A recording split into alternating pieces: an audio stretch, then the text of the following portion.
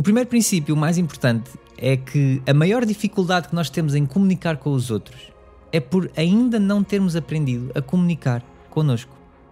Vou repetir que isto é importante. A maior dificuldade em nós comunicarmos com os outros é porque nós ainda não aprendemos como é que nós havemos de comunicar connosco.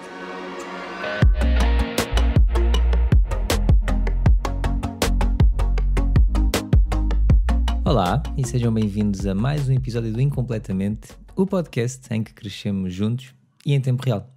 Este episódio é um pós-Prémio Pods. Vocês escolheram o Incompletamente como o podcast do ano 2022. Recebemos o prémio do público no Pods 2022 e estou muito, muito feliz, muito grato a todos vocês que votaram, que decidiram escolher o Incompletamente, porque no fundo este prémio é vosso, foram vocês que tomaram essa decisão e é muito gratificante e fico mesmo muito feliz de pensar que em apenas 5 meses, este podcast começou em junho e em apenas 5 meses já ter conseguido ter essa vossa atenção, esse vosso carinho, fico mesmo muito, muito feliz, é sinal que estamos a fazer aqui um bom trabalho, é sinal que vocês gostam de Incompletamente, querem fazer esta viagem comigo e estamos aqui, como é a premissa do podcast, a crescer juntos e em tempo real. Portanto, muito obrigado a toda a gente que votou, obrigado a toda a gente que todas as semanas vem ouvir o Incompletamente, obrigado a toda a gente que se juntou ao Incompletamente depois dessa distinção do Festival Pods. Eu reparei que houve várias pessoas novas a seguir, várias pessoas novas a ouvir o podcast. Portanto, se tu que estás aqui a ouvir este episódio, se é a tua primeira vez ou se és novo aqui ao podcast, seja bem-vindo ou bem-vinda, fico muito feliz que estejas desse lado. E o episódio de hoje é um episódio de perguntas e respostas, como eu já vos tinha prometido que ia fazer. E, portanto, eu recebi aqui um e-mail e o nosso e-mail é o incompletamentepodcast@gmail.com. Vocês podem mandar para lá as vossas perguntas, as vossas opiniões, feedbacks, o que vocês quiserem. É um mail aberto a isso mesmo. Vocês têm esse livre acesso, livre uso. E então, vamos a isso. Eu recebi aqui um e-mail e não vou identificar a pessoa pediu-me para não identificar, mas o e-mail diz o seguinte: gostaria que não identificasses o meu nome, se não te importares, claro, era para te perguntar se me poderias dar algumas dicas em relação a criar novos laços com uma pessoa que considero especial, apesar de a conhecer há relativamente pouco tempo. Por exemplo, eu conheci uma pessoa há pouco tempo, porém acho-a uma pessoa super incrível, simpática e carinhosa. Porém, sempre que tento criar este tipo de laços, acaba sempre com essas pessoas a deixar de me falar. Eu tendo a pensar demasiado e muitas das vezes faço ações que não devia ou não queria ter feito. Então, se me conseguisse ajudar, ficaria muito agradecido.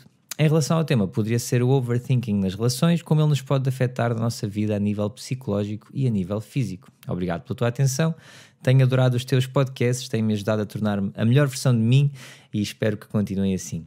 Obrigado eu pelo e-mail, por este elogio final, é sempre bom ter este vosso feedback e mais à frente até vou falar de algo que está relacionado com isso. E então, ou seja, segundo este e-mail, eu consegui identificar aqui 3 temas, que eu acho que são os 3 temas que faz sentido falar neste episódio, que são: o primeiro é o que tu falas de criar novos laços com uma pessoa que eu considero especial, apesar de conhecer a pessoa há pouco tempo. Portanto, este criar laços com pessoas novas na nossa vida. O segundo é o sempre que tento criar este tipo de laços, acaba sempre com elas a deixar de me falar. Ou seja, eu tendo a pensar demasiado e muitas das vezes faço ações que não devia ou não queria ter feito. E o terceiro tema, então, este overthinking nas relações, como é que ele nos pode afetar a nossa vida, tanto a nível psicológico como a nível físico. Eu reconheci aqui estes 3 temas e então vou abordar estes 3 temas neste episódio. Eu não conheço esta pessoa pessoalmente, não conheço esta pessoa nem sequer pelos meios digitais, então não tenho exemplos concretos das histórias, não sei quais são estas ações ao certo que tu dizes que não devias ou não querias ter feito, mas parece-me que estás preso aqui numa espiral. Ou seja, e qual é a espiral? É tu conheces alguém, queres criar laços com a pessoa, mas começas a pensar demasiado, fazes coisas que não querias fazer e a pessoa afasta-se. E isto volta ao início, não é? Este loop em que voltas a conhecer alguém, voltas a criar laços, etc, etc. E isto o que pode ter acontecido é que pode ter começado realmente uma primeira abordagem que correu mal. Ou seja, uma primeira aproximação a uma pessoa que tiveste que fazer na tua vida e isto não resultou da maneira que querias. E foi o quê? Conheceste alguém, quiseste criar laços com a pessoa e a pessoa afastou-se de ti. E então o que é que resultou? Resultou a isto começar a ser uma espiral com novas pessoas que tu fosses conhecendo, mas resultou em adicionares aqui realmente mais 2 passos que são extra a este conjunto de ações e que te fazem criar este loop, que é o quê? É o pensar demasiado e fazer coisas que não querias realmente fazer. Então, por partes, vamos começar com o primeiro ponto que tu referes no e-mail, que é criar novos laços com uma pessoa que consideres especial, apesar de a conhecer há pouco tempo. A verdade é que muitos de nós vivemos sempre neste piloto automático em que ainda não descobrimos muito bem como é que vamos criar conexões básicas com as pessoas que são próximas de nós ou com pessoas que nós acabamos agora de conhecer. E a dificuldade nestas conexões básicas é porque nós ignoramos não só aquilo que as outras pessoas querem e as outras pessoas precisam, mas mais importante que isso é que nós passamos muito tempo da nossa vida a ignorar o que nós precisamos e o que nós queremos. E o que acontece é que, como nós não compreendemos o que a outra pessoa quer, nem o que nós queremos, vivemos sempre neste estado de incompreensão, este estado completamente desconhecido, esta terra de ninguém, chamemos assim. E nós temos sempre também o hábito de dizer que não, mas eu conheço-me, eu sei o que é que eu quero, mas será que nós sabemos realmente o que é que nós precisamos para nós mesmos? Sempre, a toda a hora. Porque eu vou-te desafiar a pensar, por exemplo, no teu dia de ontem. Tu podes ter achado, não, eu sei sempre o que é que queria no meu dia de ontem, mas há muito tempo nesse dia em que nós não temos a certeza daquilo que nós queremos. Então, se nós passamos assim tanto tempo a duvidar daquilo que nós queremos, daquilo que nós queremos para um determinado momento da nossa vida, como é que nós podemos estar à espera que a outra pessoa consiga adivinhar aquilo que nós queremos ou consiga saber aquilo que nós queremos? Essa compreensão rápida e eficaz que nós queremos que as outras pessoas tenham de nós não temos sobre nós mesmos. E, aliás, as outras pessoas, para além de não terem isso sobre nós, ao mesmo tempo também têm que estar a tentar processar essa compreensão sobre si próprias. Portanto, isto é realmente muito complicado. Uma outra barreira na conexão com as outras pessoas é que nós nem sempre somos honestos a falar daquilo que nós sentimos, queremos ou precisamos de verdade. Porquê? Porque nós achamos que se dissermos aquilo que queremos, aquilo que sentimos, isso é algo que nos pode tornar vulneráveis, que nos pode tornar fracos e estamos a dar controle e poder à outra pessoa sobre nós. E se calhar isto pode mesmo acontecer em certas relações, que já tiveste este tipo de relações na tua vida, sejam amorosas ou não. E se isso aconteceu, eu realmente peço desculpa que isso tenha acontecido, porque isso não é algo que deva acontecer, que seja normal, ou seja, alguém pegar nos teus quereres, nos teus sentimentos e usar isso para ter controle sobre ti, abusar de ti. Portanto, se tu passaste por isso ou estás a passar por isso, espero que saibas que isso não é algo normal, não é algo que tu devas ter na tua vida. O normal é realmente nós conseguirmos expor aquilo que nós sentimos, aquilo que nós queremos e a outra pessoa conseguir ter a capacidade de também compreender e comunicar connosco da mesma maneira. Quando falamos de comunicação com os outros, estas relações básicas, há também sempre o assunto da bagagem, ou seja, podem ter acontecido coisas no nosso passado que nos fizeram ficar mais fracos ou mais vulneráveis, ou podem ter acontecido coisas que nos fizeram ficar mais desconfiados dos outros, mais fechados. Mas também é importante sabermos que levar essa bagagem para outras relações, para novas relações, sejam elas de que tipo forem, não faz qualquer sentido. Por exemplo, se nós acabarmos a nossa última relação amorosa, ou o que seja, magoados, e nós quisermos começar uma nova relação, ou virmos uma oportunidade de começar uma nova relação, nós temos que começar essa nova relação neutros, mas protegidos. Porque se nós começarmos essa nova relação também magoados, desconfiados e fechados, porque a nossa última relação acabou assim, nós estamos a tornar essa relação muito mais difícil de acontecer e o caminho dessa outra pessoa até nós vai ser muito mais difícil, vai ser mais difícil ser saudável. Da mesma maneira que se a última relação que tivemos nos tiver deixado fracos ou vulneráveis e agora quisermos começar uma nova relação a sentirmos também fracos e vulneráveis, o que vai acontecer é que não vamos ter mais uma vez qualquer proteção numa relação, não vamos criar barreiras, não vamos conseguir impor limites e o que vai acontecer é que vamos voltar à mesma posição de antes, vamos estar sempre a cometer os mesmos erros. Então, o maior erro nestas relações, ou seja, o princípio das relações, é nós não começarmos novas relações com as pessoas da mesma forma que acabámos a relação anterior. Porque nós, quando fazemos isso, o que vai acontecer é que esta nova relação vai acabar de forma semelhante à anterior. Ou então vai acabar também de certeza absoluta, porque nós estamos a tornar esta nova relação, este novo caminho, ou seja, um caminho completamente íngreme ou um poço sem fundo para a outra pessoa conseguir chegar até nós. Portanto, vai ser muito difícil. Outra barreira também na comunicação básica com os outros, e é algo que nós achamos que não devia ser assim, mas que realmente é aquela ideia de que nós achamos que só temos que dizer as coisas às pessoas uma vez, do género. Se eu disser à pessoa como é que eu me sinto uma vez, a pessoa vai ter que saber, vai ter que se lembrar disso e vai perceber. E nós temos sempre aquela defesa de, mas eu disse-te isso, eu já te disse como é que me senti em relação a isso. Mas quer seja no trabalho, seja numa empresa, no teu local de trabalho, numa amizade, numa relação amorosa, nós lembrarmos os outros daquilo que nós sentimos, daquilo que nós queremos e nós precisamos, é sempre uma das melhores coisas que nós podemos fazer. Porque, e nós agora podemos olhar aqui um pouco para a nossa memória, a memória humana, como é que isto funciona? Às vezes é um bocado esquisito, não é? Nós às vezes lembramos-nos de letras de músicas da nossa infância, letras aleatórias que não fazem qualquer sentido nós lembrarmos nos dias de hoje, mas não nos conseguimos lembrar daquilo que almoçámos há 2 dias atrás, por exemplo. Ou então passamos os dias e durante uma semana esquecemos-nos, se calhar, da coisa mais importante que tínhamos que fazer para o nosso trabalho, mas conseguimos lembrar de um vídeo aleatório que vimos no TikTok ou no YouTube, onde quer que seja, porque achámos super divertido e queremos partilhar sempre com toda a gente, e isso não nos sai da cabeça. Então a ideia de que nós, quando pedimos algo a uma pessoa, quando dizemos algo a uma pessoa, isto é como eu me sinto em relação a isto, e a pessoa tem que se lembrar, tem que o fazer perfeitamente como nós queremos, tem que ter essa resposta automática. Claro que isto não é verdade, as pessoas precisam sempre de atenção, desta direção e de clareza nesta direção que têm que seguir, e isso só pode vir de nós, só nós é que temos essa resposta. Mas a grande questão aqui em criar laços, e principalmente laços amorosos ou de amizade com as pessoas à nossa volta, é que nós podemos achar que amamos, que somos pessoas carinhosas, que se preocupam com as pessoas e que realmente conseguimos transmitir isso aos outros, mas se nós não amarmos os outros da maneira que eles querem ser amados, essas pessoas podem se sentir mesmo extremamente invisíveis e rejeitados. E isto é importante nós lembrarmos, que é, se nós não amarmos da maneira que alguém quer ser amado, essa pessoa pode se sentir rejeitada e invisível. De certeza na tua vida que já aconteceu, ou no local de trabalho, ou nas tuas relações com os teus amigos, ou uma relação amorosa, tu já tentares esta aproximação com alguém, ou amares alguém, ou dares atenção à pessoa, e a pessoa continuar a sentir-se invisível, a achar que tu não estás a fazer as coisas da maneira correta, que estás a ter essa falta de amor, de empatia, de compaixão com a pessoa. E nós ficamos naquele modo defensivo de, mas eu fiz isto, eu fiz aquilo, eu dou tudo de mim por ti, e tu não estás a dar valor. E quando nós entramos neste modo, a pessoa vai se defender e vai dizer, mas tu não estás a perceber, tu não estás a compreender o que é que eu sinto, e vamos entrar nesta discussão, neste modo defensivo, e não chegamos àquela parte que é, mas eu quero isto, a pessoa dizer, eu quero isto, eu preciso disto, porque a verdade é que nós não falamos todos a mesma linguagem quando se trata do amor, de sentir amor de alguém. E quando isto acontece, quando nós não sabemos realmente o que é que as outras pessoas precisam, ou qual é essa linguagem do amor das pessoas, o que vai acontecer é nós fazermos coisas genéricas pelas pessoas, do género, achamos que toda a gente gosta do mesmo, que toda a gente naquela situação precisaria daquilo, é o que está incutido na nossa visão ou da sociedade ou daquilo que fomos educados, então fazemos essas coisas genéricas pelas pessoas, essas coisas básicas, em vez de tentarmos realmente conhecer a pessoa, percebermos o que é que a pessoa gosta, o que é que a pessoa realmente se identifica e podermos corresponder a essa linguagem de amor da pessoa.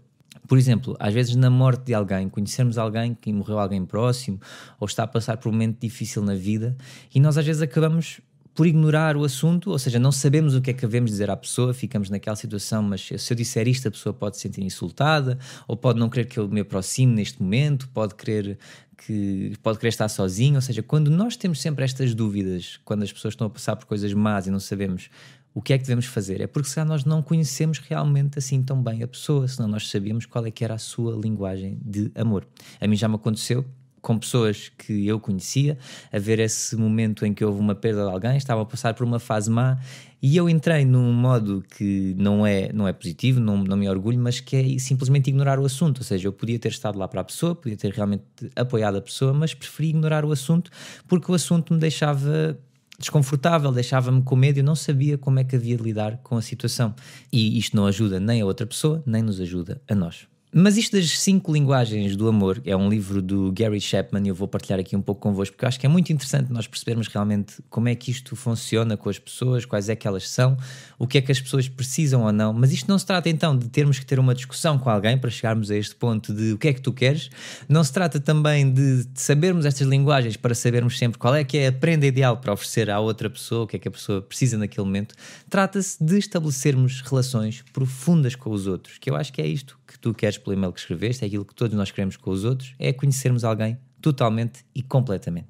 Então existem 5 linguagens no amor. E quais é que são estas 5 linguagens? São presentes, toque físico, tempo de qualidade, atos de serviço e palavras de afirmação. Eu gostava que tu pegasses nestas 5 linguagens de amor, vou voltar a repetir, ou seja, presentes, toque físico, tempo de qualidade, atos de serviço e palavras de afirmação.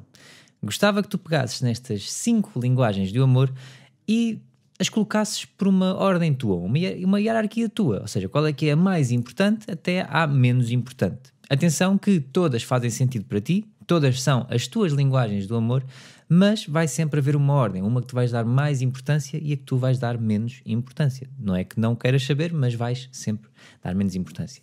E faz esta tua ordem sem julgamentos, ou sem achares que, não, mas se eu gostar mais de presente, ou se eu gostar mais não sei o quê, então eu sou fraco, sou uma pessoa fraca. E não é verdade, não te podes julgar assim, porque se nós julgarmos a forma como nós queremos ser amados, como é que nós podemos estar à espera que os outros nos amem dessa maneira? Nós não podemos fazer isso, nós temos mesmo que definir, ok, é importante eu compreender-me, é importante eu saber qual é a forma que eu me sinto amado ou amada, portanto deixa-me definir a minha ordem e depois disso conhecer também a dos outros, isso é muito importante.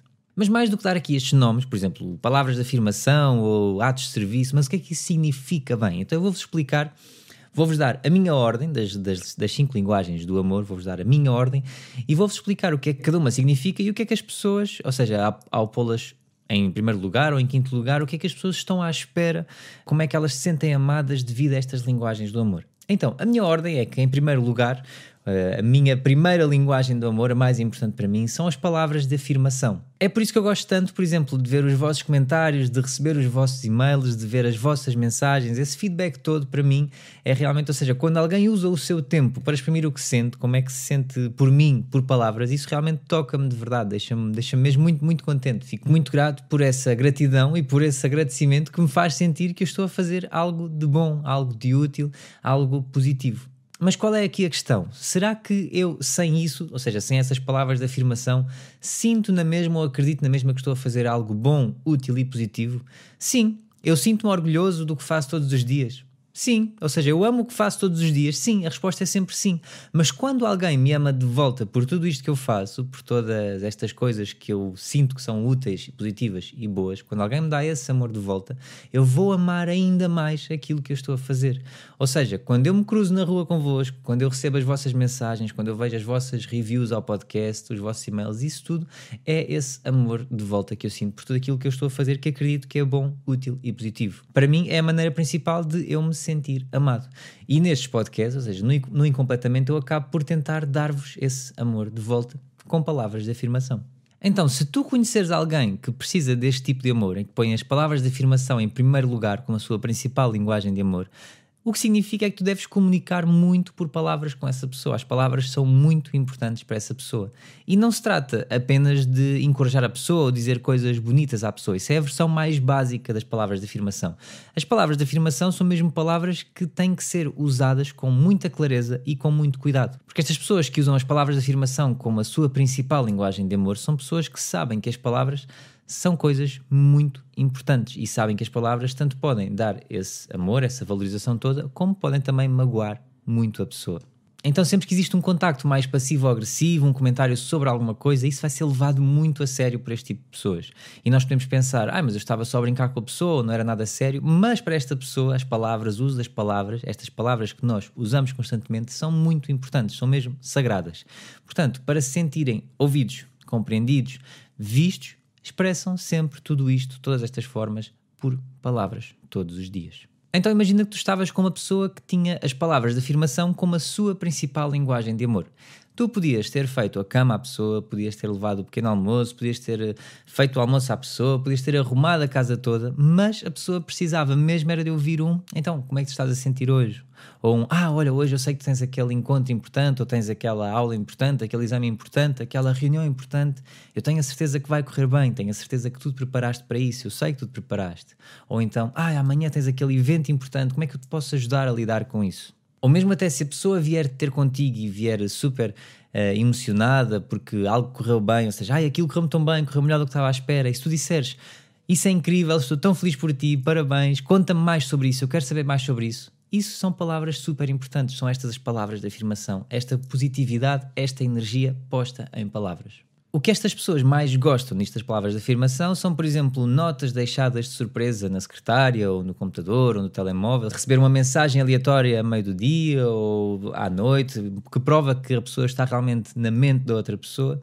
E o que realmente chateia esta pessoa é quando não se sentem vistos pelo trabalho que estão a fazer ou não são reconhecidos por tudo aquilo que fazem, por palavras, claro está. E nós podemos pensar, mas porquê é que esta pessoa precisa disto? Porquê é que ela precisa sempre que eu esteja a dizer que sim, ou que gosta, ou que me preocupa, ou que pensa? Eu não sinto essa necessidade. mas é apenas porque a outra pessoa sente que há uma parte de si que o está a fazer por ti, que está sempre a fazer isso tudo por ti. E então quer ter essas palavras de volta. E lá está, podes nem sequer sentir isso, esta palavras de afirmação até pode ser a quinta linguagem de amor, pode estar no final da tua lista, mas essa pessoa sente realmente que está a fazer isso tudo por ti e que quer ter esse teu lado, essas palavras tuas, vai ser mesmo que a vai fazer sentir mais amada. Então, nós temos aqui esta oportunidade de sermos gratos pela pessoa, e seja por algo grande ou por algo pequeno, mas que vai ser sempre muito importante e que pode fazer a diferença.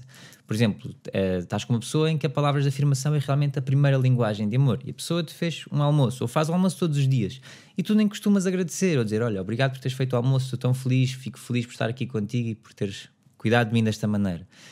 Tens aqui uma oportunidade de o fazer e a pessoa vai ficar super contente, vai ficar a sentir-se mesmo muito amada por causa desse teu pequeno gesto, e que para ti se calhar pode parecer uma coisa que não faz sentido ou que estaria já à espera que isso fosse expectável, não é? Que é de género, aquilo acontece porque tem que acontecer e está tudo bem, mas para a pessoa vai significar mesmo muito, e nós não temos que ter medo de dar essas palavras de afirmação, porque não podemos estar também à espera de achar que aquilo é expectável, que é verdade, se nós estivermos com uma pessoa em que as palavras de afirmação são a sua primeira linguagem de amor. Em segundo lugar, nas minhas linguagens de amor, está o toque físico. E atenção que aqui o toque físico não é apenas o sexo. O toque físico é mesmo os toques de conforto, ou seja, um abraço logo de manhã, um beijo na testa, uma massagem, dar as mãos na rua, um braço por cima da pessoa, estares a agarrar essa pessoa. E claro que há muitos casais depois que se vão sentir muito desconectados porque não se lembram da última vez em que se sentiram amados dessa maneira, ou seja, estão com uma pessoa em que o toque físico não é muito importante, mas para elas é mesmo muito importante, e como não expressam essa sua necessidade, a outra pessoa também não faz ideia destas linguagens de amor e não faz ideia que o toque físico é muito importante, deixa de haver-os e os casais vão se sentir desconectados e vão se sentir que não estão a ser amados pela outra pessoa. E mais uma vez, é importante lembrar que o toque físico não precisa de ser de todo sexualizado, pode ser também esta sensação de conexão física com a outra pessoa, que é muito importante. Em terceiro lugar, para mim, estão os atos de serviço. E o que é que são os atos de serviço? Os atos de serviço são coisas como, por exemplo, eu estar a fazer mudanças na minha casa e convidar alguém e dizer, olha, eu gostava muito que estivesse aqui comigo. E não se trata de eu querer aliviar trabalho. Trata-se de eu realmente precisar de ajuda e que me vou sentir amado se estiver a fazer com pessoas que eu gosto, e vou sentir que se as pessoas alinharem nisso comigo, que são realmente pessoas que gostam mesmo muito de mim. Então, há pessoas que precisam mesmo muito destes atos de serviço, é isto que lhes vai trazer alegria.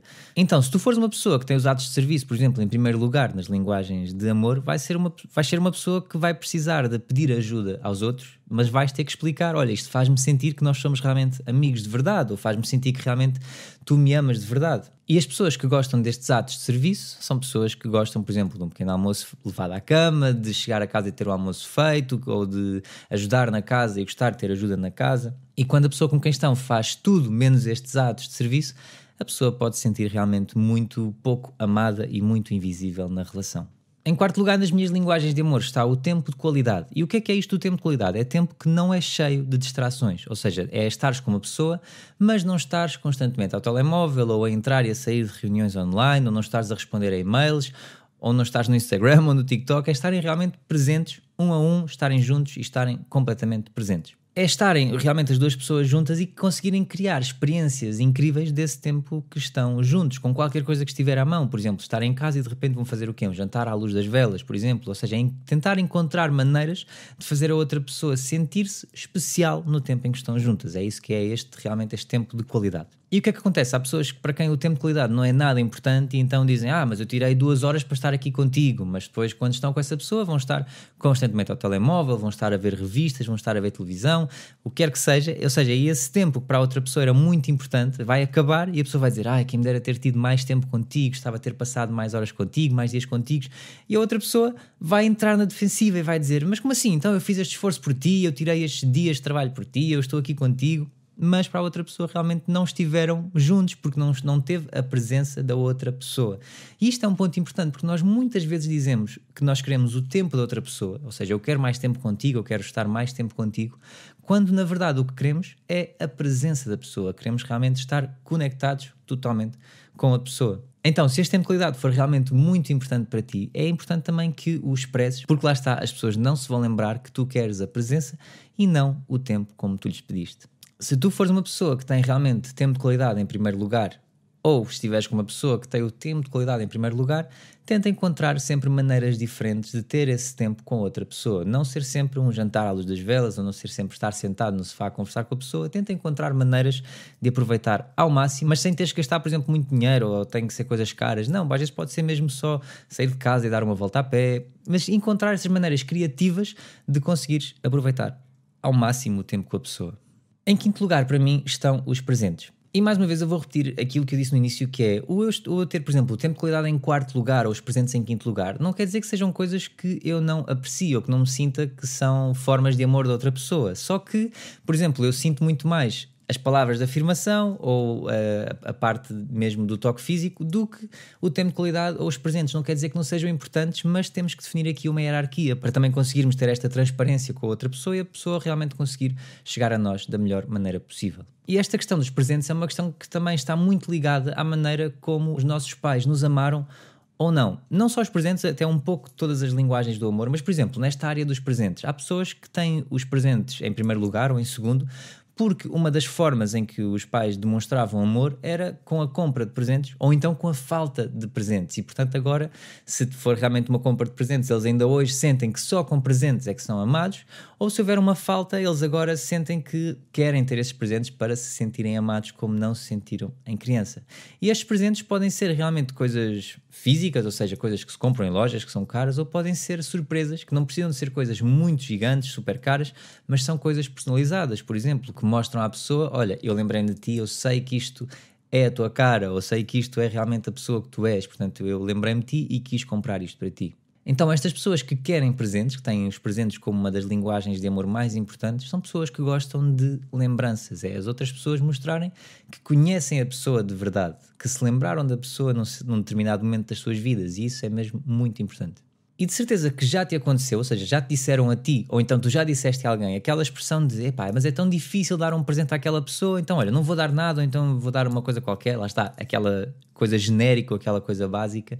E isso, numa pessoa que realmente considera os presentes uma das linguagens de amor mais importante, pode deixar a pessoa muito chateada ou muito triste, porque era algo que eles queriam muito, ouvirem depois de ti, tu és uma pessoa difícil de dar prendas, é uma pessoa que vai ficar a pensar, bem, talvez eu não seja, talvez tudo só devesses ter tentado, porque eu se calhar ia gostar de qualquer coisa que tu me desses, mas que tivesse mostrado que eu lembrei-me de ti, eu gosto de ti.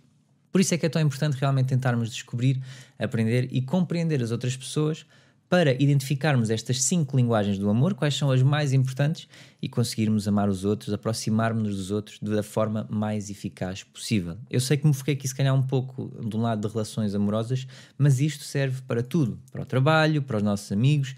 Estas linguagens são mesmo universais e, portanto, descobre as tuas e faz agora uma ordem das tuas para saberes como é que podes e queres ser amado e como é que também depois podes descobrir as dos outros e amar os outros. O segundo ponto que tu referiste no e-mail foi: sempre que tento criar este tipo de laços com outras pessoas, acaba sempre com as pessoas a deixar de me falar. Ou seja, eu tendo sempre para pensar demasiado e muitas das vezes faço ações que não queria ter feito. Como eu falei no início, já estás aqui a entrar nesta espiral, ou seja, em que tu queres realmente ter estas relações, este tipo de laço, e acabas por não conseguir. E o indicador número 1 de uma boa vida humana, o que a ciência já nos mostra, é que para uma melhor experiência humana possível na Terra, o que vai determinar isso é mesmo a qualidade das nossas relações com os outros. E a qualidade das nossas relações com os outros é baseada apenas na nossa comunicação, ou seja, a comunicação é mesmo a chave de tudo. Nós já falámos então das 5 linguagens do amor e nós queremos ser ouvidos pelos outros, mas nós também temos que querer saber ouvir os outros. E todos nós entendemos isso, mas é difícil sempre nós criarmos um ambiente com outras pessoas em que nos possamos conectar de verdade. Então vamos tentar conhecer agora os 5 maiores princípios da comunicação com as outras pessoas. O primeiro princípio, o mais importante, é que a maior dificuldade que nós temos em comunicar com os outros é por ainda não termos aprendido a comunicar connosco. Vou repetir que isto é importante. A maior dificuldade em nós comunicarmos com os outros é porque nós ainda não aprendemos como é que nós havemos de comunicar connosco. Quando nós falamos connosco de forma eficaz, quando nós aprendemos a comunicar connosco e a compreender, nós temos aqui uma grande oportunidade de nós nos conectarmos com outras pessoas de forma profunda, de forma real, da forma que nós queremos. E eu acredito, estás a ouvir isto, estás a pensar assim, ok, mas eu não quero falar de mim, ou se calhar agora não me apetece falar de mim, eu estou mesmo a falar destas relações com os outros, dos outros, eu vim aqui para falar disso. Mas nós nunca na vida, por exemplo, iríamos cancelar uma reunião importante com outras pessoas. Nós sabemos que temos aquilo, temos que ir, é preciso ser feito.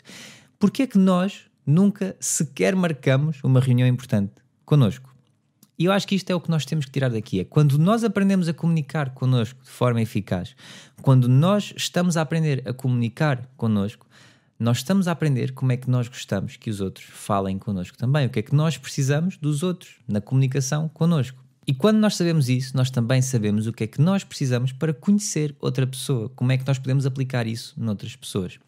Então o que eu gostava que vocês fizessem agora é que era que abrissem os vossos calendários, as vossas agendas, sejam elas físicas ou digitais, e marcassem para amanhã já 5 minutos de manhã e 5 minutos ao final do dia.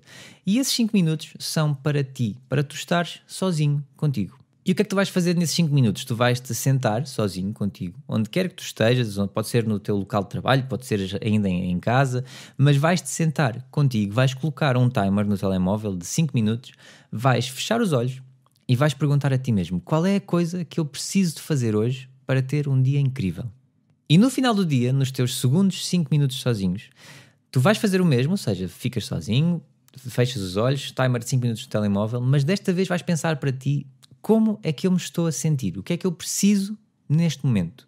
E se vocês conseguirem fazer isto, vocês já vão estar a fazer aquilo que é mais importante, que é comunicar connosco. Ou seja, quando nós comunicamos connosco desta maneira, nós estamos a aprender a ter empatia, compaixão, estamos a compreender-nos. E quando nós conseguimos validar as nossas próprias emoções, quando nós conseguimos agradecer aquilo que nós estamos à procura da nossa vida, nós vamos conseguir fazer isto tudo com as outras pessoas, ou seja, a empatia, a compaixão, a compreensão, validar as emoções dos outros, agradecer aquilo que a pessoa está a tentar alcançar na vida, mas lá está, nós só o conseguimos quando o conseguimos também fazer connosco. E o mais importante é que quando nós conseguirmos fazer isso connosco, nós vamos perceber que já estamos completos, nós temos tudo aquilo que nós precisamos.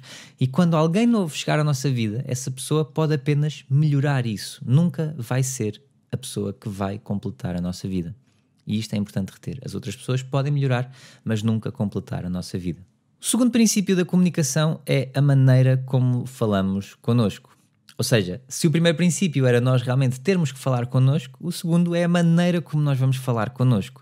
Porque nós todos usamos um vocabulário muito limitado no que toca às nossas emoções. Há até um estudo que prova que há 5 palavras que nós usamos demasiadas vezes para exprimir as nossas emoções no nosso dia. E essas palavras são bom, mau, mais ou menos, tudo bem e Por exemplo, como é que foi o teu dia? Foi bom. Como é que foi a tua semana? Foi má. Como é que tu te sentes?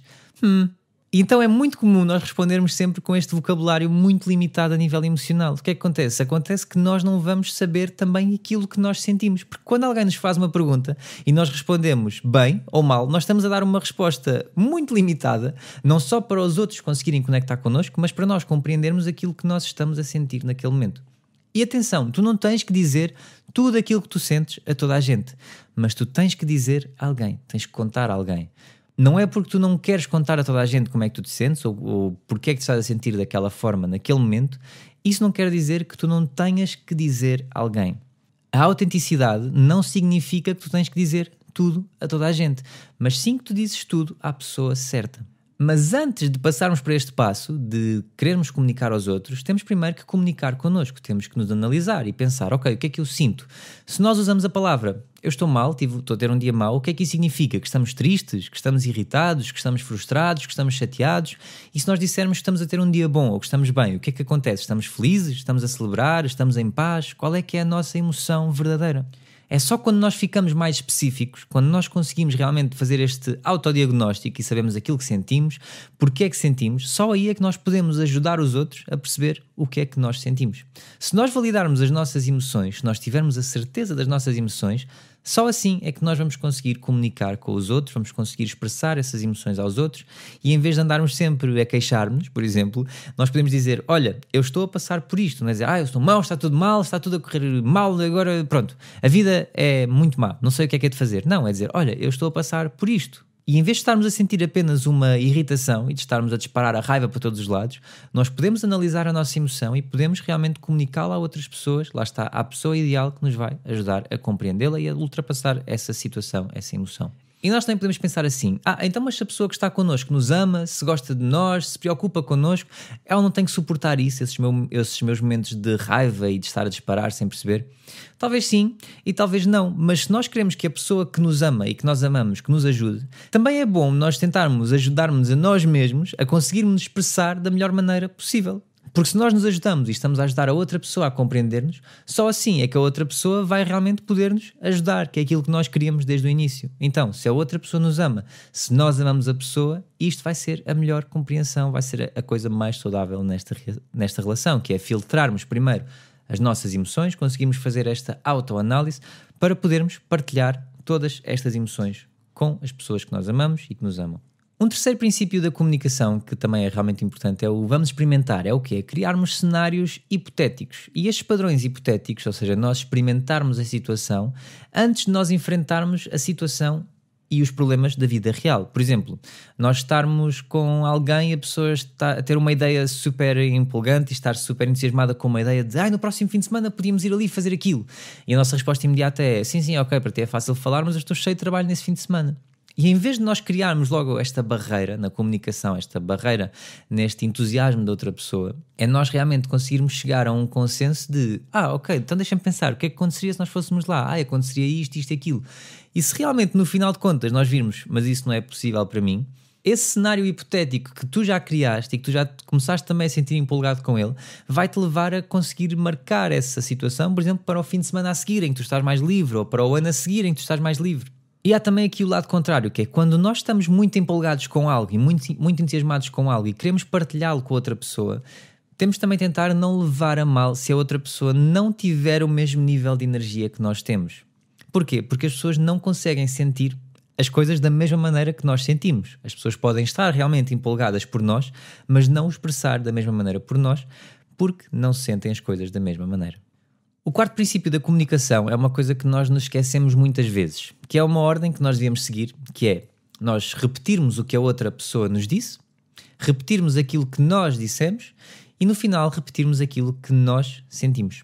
E o que acontece é que nós fazemos, por norma, isto tudo ao contrário, que é nós costumamos começar isto por dizer aquilo que nós sentimos. Só depois aquilo que nós percebemos e aquilo que nós dissemos e nem sequer vamos para o que é que a pessoa realmente nos disse de verdade, porque nem sequer queremos chegar lá. Nós estamos tão focados naquilo que nós sentimos que não queremos chegar lá. E isto vai acontecer muitas vezes quando nós respondemos com sentimentos, com emoções. Alguém dizer assim, podíamos ir fazer aquilo e tu dizes assim, ok, mas eu não tenho tempo, ou sim, para ti é fácil falar porque eu não tenho dinheiro. E nós quando estamos a responder com estes sentimentos, isto vai gerar, por norma, uma discussão. E o que vai acontecer é que nós vamos estar só a repetir aquilo que nós sentimos e nunca vamos analisar aquilo que a outra pessoa nos disse e vamos estar só focados naquele loop de eu senti isto, tu fizeste-me sentir desta maneira. Então, quando alguém fala contigo e te diz como é que a pessoa se está a sentir, quando chegam realmente a este ponto de quebrar a discussão e a pessoa comunicar contigo como é que ela se está a sentir, nunca devemos responder com outra emoção. Por exemplo, a pessoa dizer, mas tu fizeste-me sentir assim, e nós dizemos, mas tu fizeste-me sentir assim desta maneira. Quando nós respondemos a repetir este loop de sentimentos, daquilo que nós sentimos com o que a outra pessoa nos disse, e nunca aquilo que a pessoa nos disse de verdade, quando não queremos analisar isso, só estamos a alimentar mais esta discussão, vamos estar sempre neste espiral de discussão. Portanto, nós devemos tentar sempre responder a repetir aquilo que a outra pessoa nos disse, aquilo que nós ouvimos, e só depois, se tivermos chegar a isso, chegarmos ao ponto de, olha, mas quando tu me disseste isso, e foi realmente aquilo que tu disseste, já confirmaste que foi o que tu disseste, eu senti isto. E é quando nós chegamos ao ponto de eu senti isto, que a outra pessoa também tem que estar determinada a ouvir-nos, tentar perceber essa emoção e conseguirmos ter esta relação saudável. O quinto princípio da comunicação é que a única maneira de nós tentarmos construir confiança é não a tentarmos construir de todo. E porquê é que isto é assim? Quando nós estamos a tentar construir uma casa, por exemplo, nós não construímos a casa simplesmente. Nós temos que colocar os tijolos, os fundamentos da casa, só assim é que se faz uma casa. A casa só aparece com isso. Sem essas bases, sem esses fundamentos, a casa não vai aparecer. Então quais é que são estes tijolos, estes fundamentos da confiança? São a vulnerabilidade, a simplicidade, a transparência e a segurança. Estes são os 4 pilares da confiança.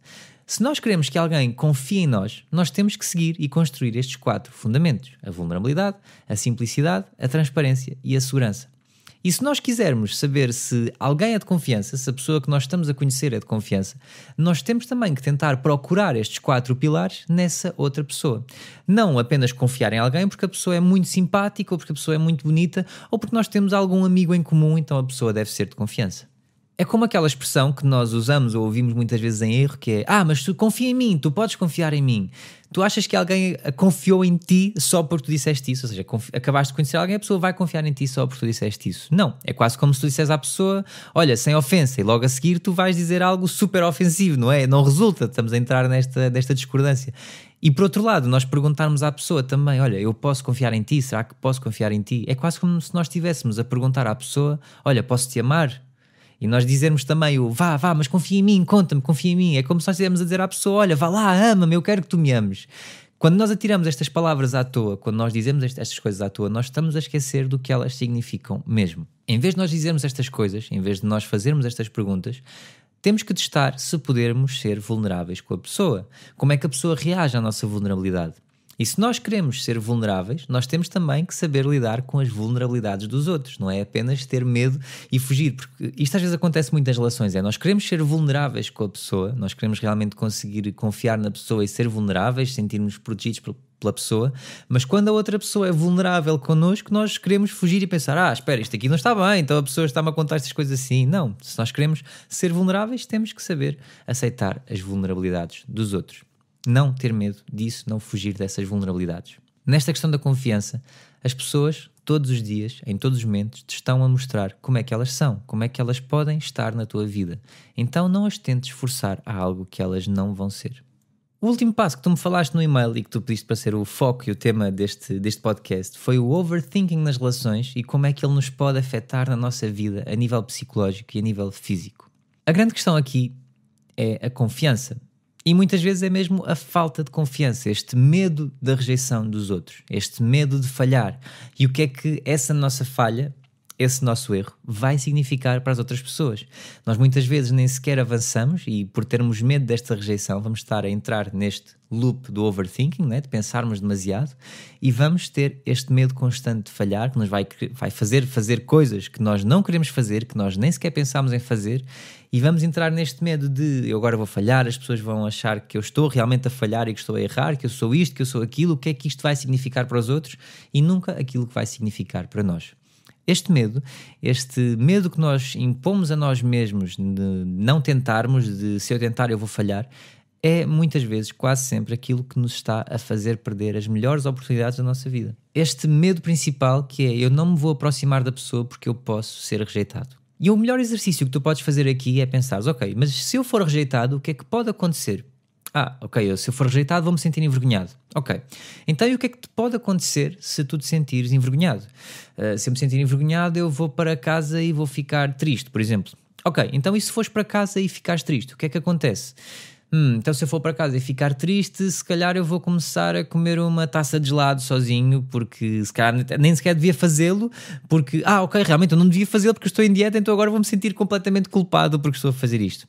Ok, e é certo, já estamos a entrar aqui numa série de sensações que não são boas, mas qual é que é o foco, e qual é que deve ser o foco aqui? É que o mundo não acabou. Ou seja, aquele medo da rejeição que nos dizia: se tu fizeres isto, tu vais errar e o mundo vai acabar para ti, não aconteceu. Nós não perdemos tudo aquilo que estava à nossa volta. Algures no meio destas coisas más ou menos boas na tua vida, tu vais adormecer, vais acordar no dia a seguir, vais-te vestir e vais trabalhar, ou vais ter o teu dia normal. E as coisas não foram boas realmente, não experienciaste coisas boas, mas a tua vida continua. E eu tenho a certeza que tu já experienciaste coisas más na tua vida. Aliás, se tu estás agora, como eu acho, neste loop de tentar conhecer alguém e haver esta rejeição da pessoa e depois tentar conhecer alguém e já ir neste overthinking e neste medo, de certeza que já te aconteceram coisas más, de certeza que já foste rejeitado. E a verdade é que a vida seguiu em frente e tu hoje estás aqui, estás inteiro, o mundo não acabou, as coisas não acabaram, tu não perdeste tudo. Então é muito importante nós lembrarmos, e até é bom termos sempre este exercício, que é fazermos 2 listas. E é uma lista com todos os nossos sucessos no passado, ou seja, todas as coisas que correram bem, que nós fizemos e foram incríveis, em que nós vencemos, em que fomos mesmo os maiores, e termos uma lista dos falhanços do nosso passado. Todas as coisas que correram mal. Todas as coisas em que nós erramos, falhamos, mas em que o mundo não acabou.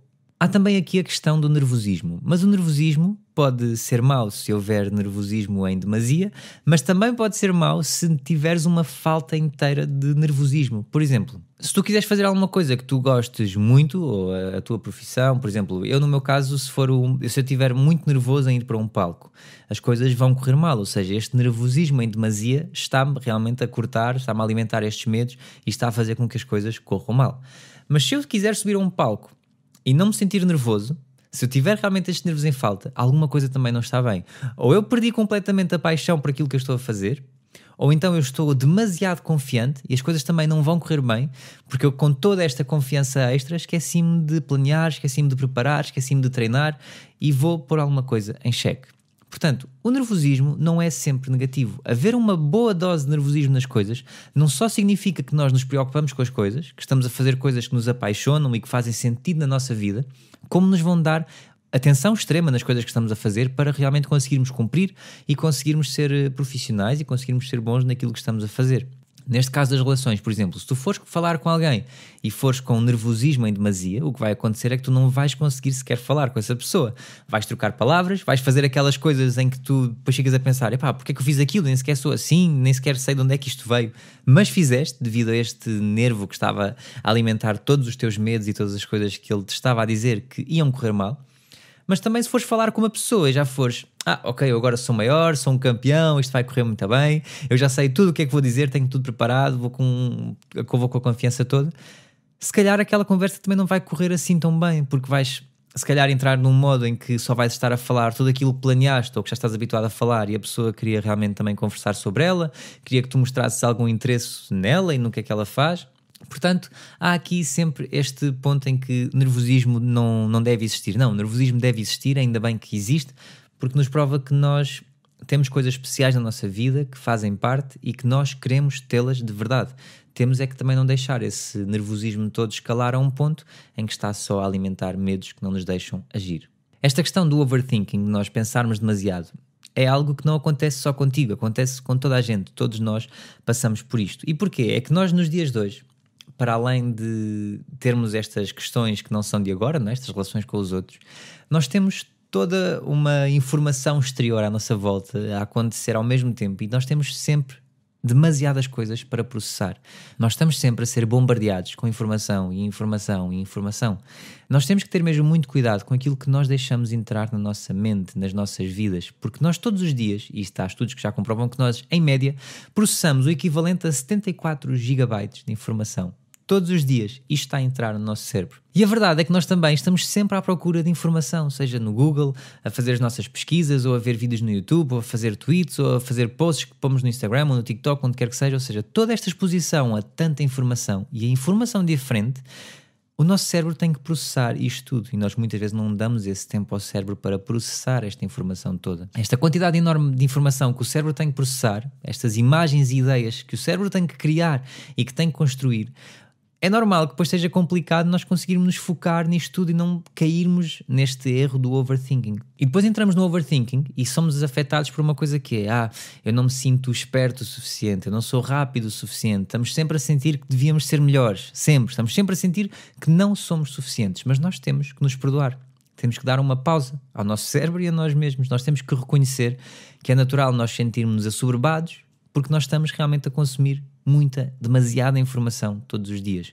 E às vezes o problema é que estamos a consumir muita informação e é informação de fraca qualidade. Ou seja, estamos a consumir mais informação com menos qualidade, com menos pesquisa, com menos fundamentos, e é por isso que nós temos que tentar entender as coisas, e estamos a tentar entender coisas que nem sequer são para ser entendidas, são coisas que não são válidas, e é isso que nos está a criar o stress. Por exemplo, às vezes há muita gente que diz assim, eu realmente, quando vou para o campo, quando vou para a aldeia, quando vou para um espaço rural, sinto-me mais calmo. Não sei porquê, deve ser do silêncio. E realmente é do silêncio, porque se nós andarmos na cidade, nós temos uma quantidade enorme de estímulos que temos que processar ao mesmo tempo. É as buzinas dos carros, é alguém que está a pôr música na rua, é as pessoas a falar, é o trânsito, ou seja, todos estes estímulos diferentes que estão a aparecer, o nosso cérebro está a tentar processá-los ao mesmo tempo. E quando estamos nesses meios rurais, isso não acontece. Temos o silêncio, temos um pássaro que passa de vez em quando, temos o vento nas árvores. E por isso é que nos sentimos mais calmos, estamos a dar essa pausa ao nosso cérebro em que estamos a dizer, olha, não precisas de processar assim tanta informação. Nesta questão do overthinking, também não é só dizermos, ok, então para de pensar, vou parar de pensar demasiado. Não é assim tão fácil e nós sabemos que não vai ter impacto.